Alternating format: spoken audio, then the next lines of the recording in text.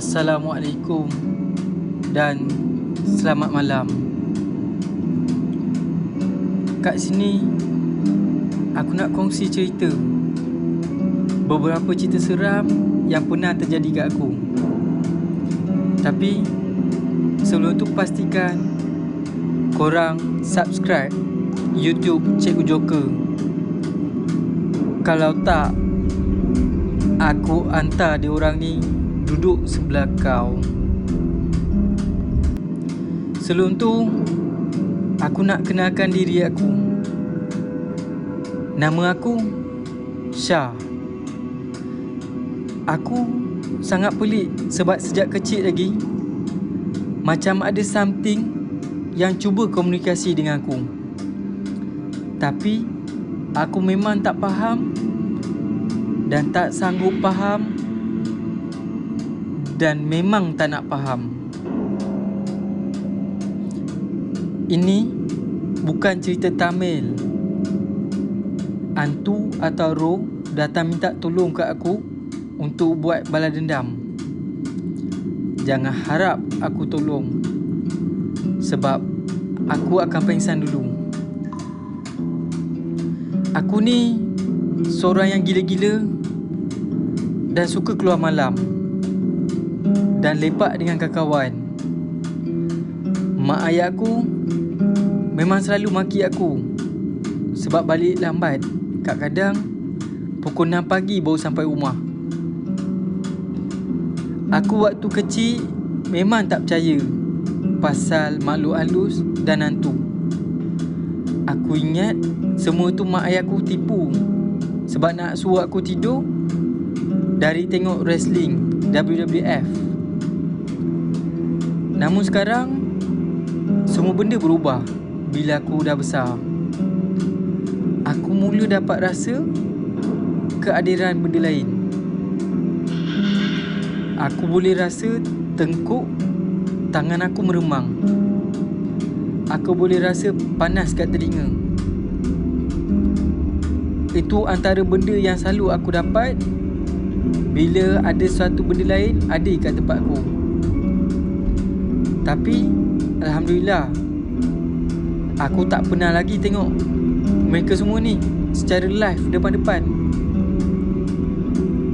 Kalau terjadi, mungkin lepas tu 4 orang negro akan pasang lagu techno dan menari bawa mayat aku. Ini semua kisah sebenar, dan aku akan bawa korang ke tempat tersebut. Cuma lokasi tersebut adalah waktu siang dan bukan waktu malam. Sebab aku tak sanggup lagi untuk ke lokasi tu tengah malam. Kisah pertama adalah roh perempuan India tumpang aku balik ke rumah.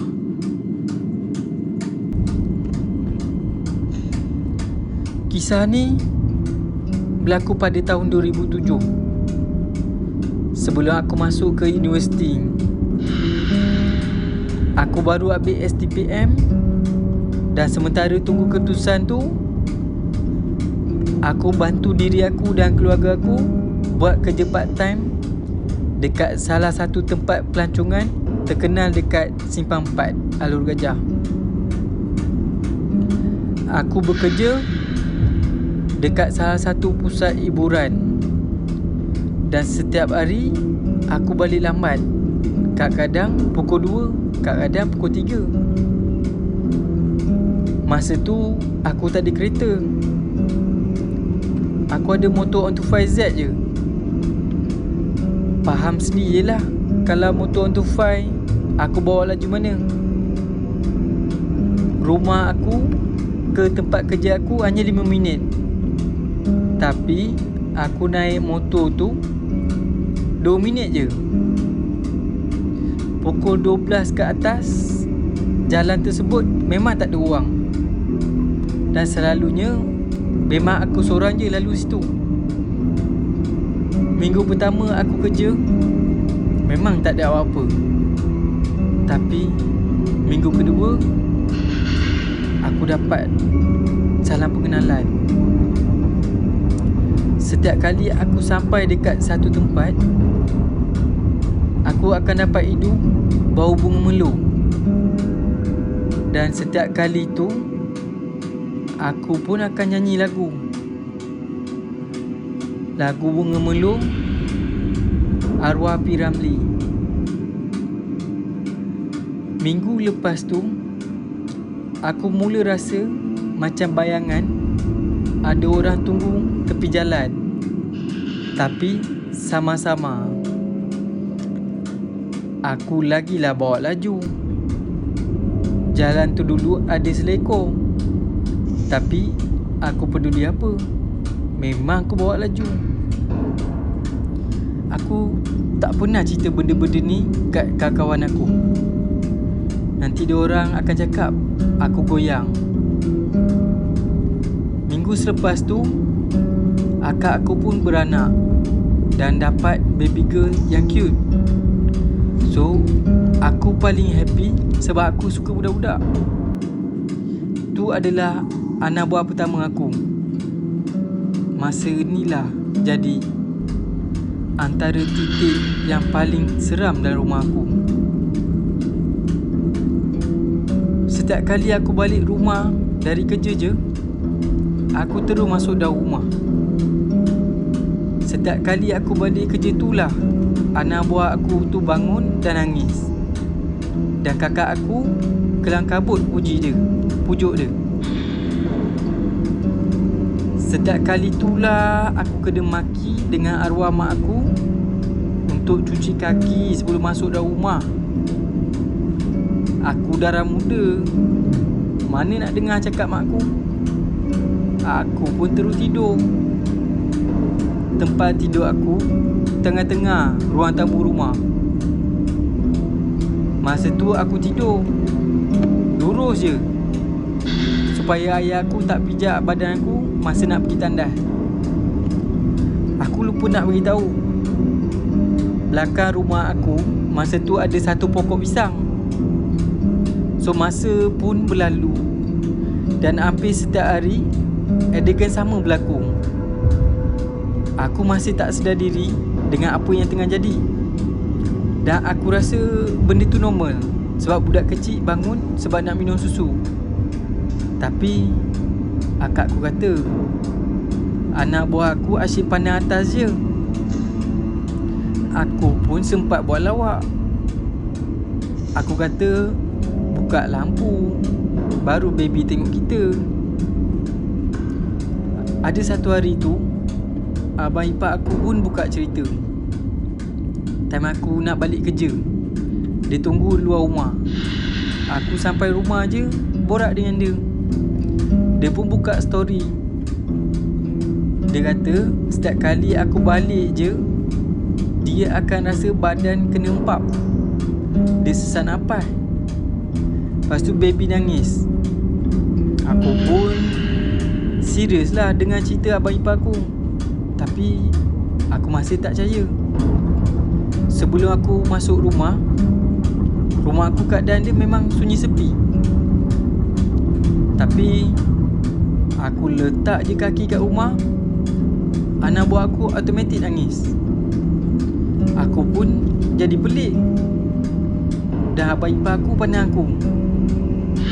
Dan seperti biasalah, arwah mak aku akan bangun sambil maki-maki aku. Dia pun pergi bilik akak aku. Aku pun dah lali dah, hari-hari kena maki. Ada satu masa tu, family akak-akak aku datang dari Penang dan Kuala Lumpur ke rumah kami untuk tengok budak kecil tu.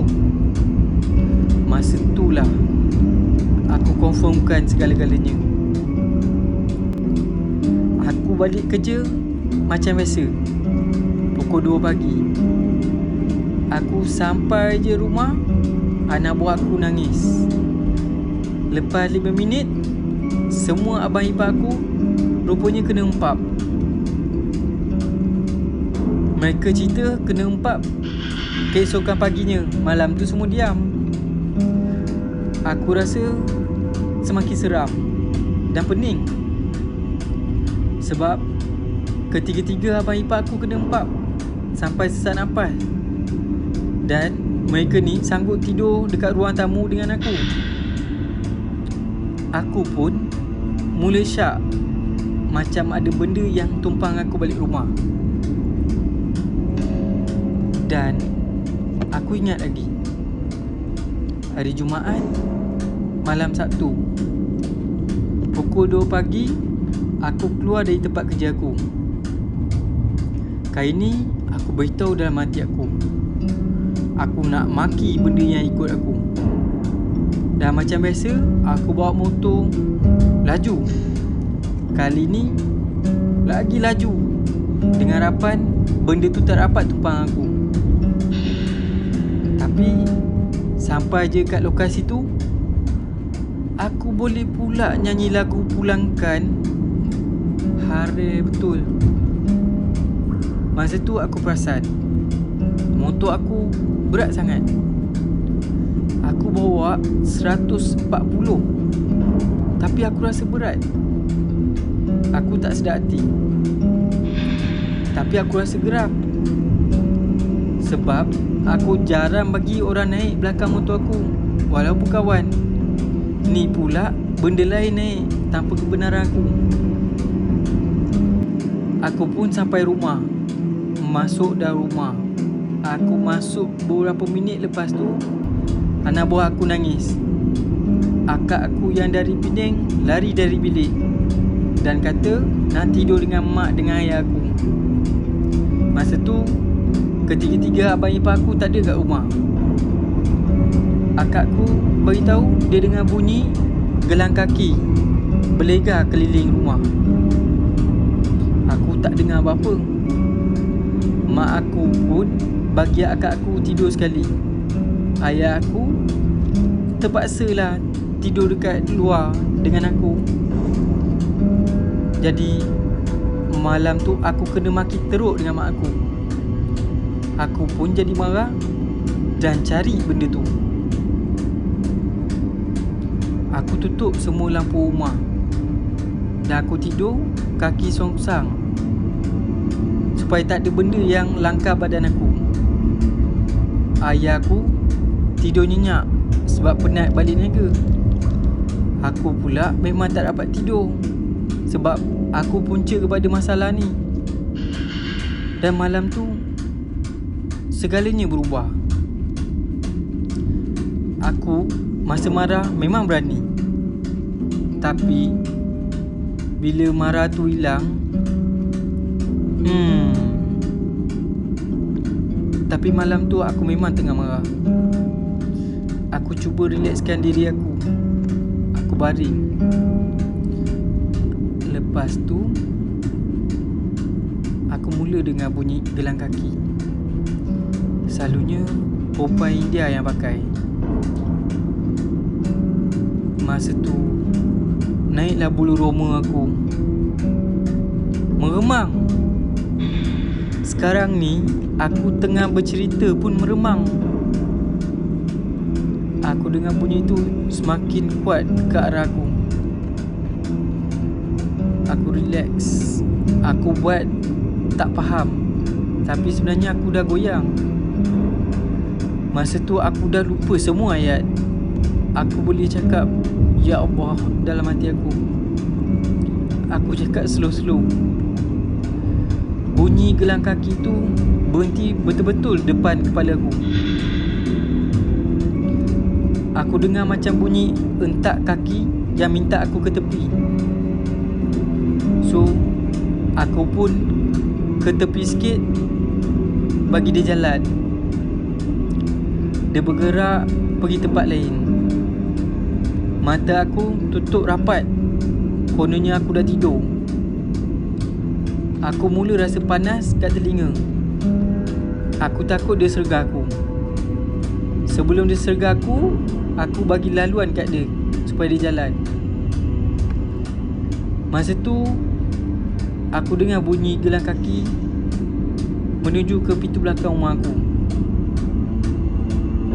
Aku pun cuba beranikan diri aku untuk ikut. Tapi dari jauh lah. Aku nampak dekat celah cermin, kucing aku buka mata dia besar, macam nampak sesuatu. Dia pun perlahan-perlahan ke belakang. Aku tak tengok benda tu sebab memang aku tak nampak. Tapi aku nampak pergerakan kucing aku. Kucing aku asyik-asyik tengok pokok pisang belakang rumah aku. Aku memang tak berani nak tengok. Lepas tu perlahan-perlahan aku balik ke ruang tamu untuk tidur. Masa tu aku dengar lagi bunyi gelang kaki seperti berlari dari pintu belakang ke pintu depan. Aku pejam mata serat-eratnya. Aku cakap, aku harap aku ni memang tak kena cekik. Tapi bunyi tu terus ke pintu depan dan hilang. Dan 5 minit lepas tu, Alhamdulillah, azan subuh pun kumandang. Aku selamat. Sampai subuh aku tak tidur. Pagi tu, lebih kurang pukul 10, aku pergi jumpa seorang uncle dekat taman. Dan aku borak-borak dengan dia. Sambil tu, aku mula cucuk dia dan tanya dia pasal jalan-jalan area berdekatan. Akhirnya, dia pun buka cerita pasal satu kisah perempuan India yang menjadi penunggu, dikenali sebagai Mohini atau Pontianak.